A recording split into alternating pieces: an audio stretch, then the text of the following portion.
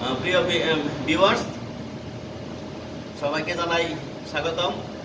আজকে এক্সপ্লেন করব, মানে আলোচনা করব এপক্সি পেইন্ট নিয়ে। এপক্সি পেইন্টটা কিভাবে কাজ করতে হইব আর কিভাবে মিক্স করতে হইব। যখন আপনি কোনো একটা প্লান্টে কাজ করবেন, বড় একটা এরিয়াতে, তখন তার কোনো হিসাবের দরকার নাই। যেমন এটা হলো আমার এপক্সি পেইন্ট আর এইটা হলো হার্ডনার, দুটোটা একসাথে মিক্স করে ভালো করে মিক্স করে অ্যাপ্লাই করতে থাকবেন। যখন আপনার ছোটো কাজ, যেমন আজকে আমাদের এই কাজটা ছোটো, এখানে এই কাজটা ছোটো, এখন আমাদের নিতে হবে এই হিসাব করে। যেমন আমার আইডিয়া করছে আমি এখানে আমার 3 কেজি কমপ্লিট হবে।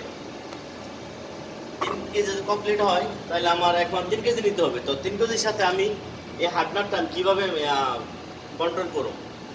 যেমন এখানে আছে 16 কেজি, আর এইটা হলো 1 কেজি 800 গ্রাম। এখন আমি যদি এটার সাথে এটা বাদ দিতে হইব, পার কেজিতে যে কত গ্রাম হইলে এটা মিল মতন হইব, পারফেক্ট হইব কাজটা, তখন আপনি বুঝতে পারবেন। যেমন 16 কেজির সাথে যদি আমি 1 গ্রাম করে দিই, তাহলে আমার দরকার 16 গ্রাম। যেমন 1000 কেজি 1000 গ্রামে 1 কেজি। এখন আমি এই 1 কেজি 800 এটার সাথে বাদ করে দিলে 16-র সাথে 1 গ্রাম করে পরে 1 গ্রামের কিছু বেশি। যেমন এখানে 16 কেজি, আর এন হলো আমি যদি 1 গ্রাম করে নিই এখান থেকে, তাহলে এন থাকবো আর অবশিষ্ট 2 গ্রাম। কারণ এখানে আছে 1 কেজি 800 গ্রাম, আর অবশিষ্ট 2 গ্রাম। 2 গ্রামের এটা ওই আপনার কাজ চলাকালীন হয়তো একটু এদিক সেদিক।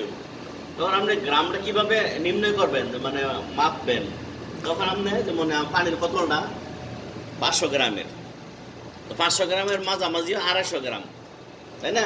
তো আমি যদি 300 গ্রাম নিই তাহলে অলমোস্ট এখানে এসে বলবো, তাই না? তখন আমি এটা কাটব।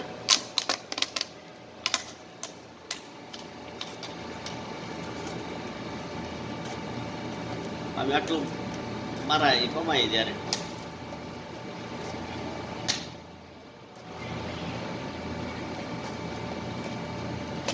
যেমন আমি এখানে 300 গ্রামের একটা মাপ নিছি, যেমন আমি 200 গ্রাম ফালাই দিছি 500 গ্রামের থেকে।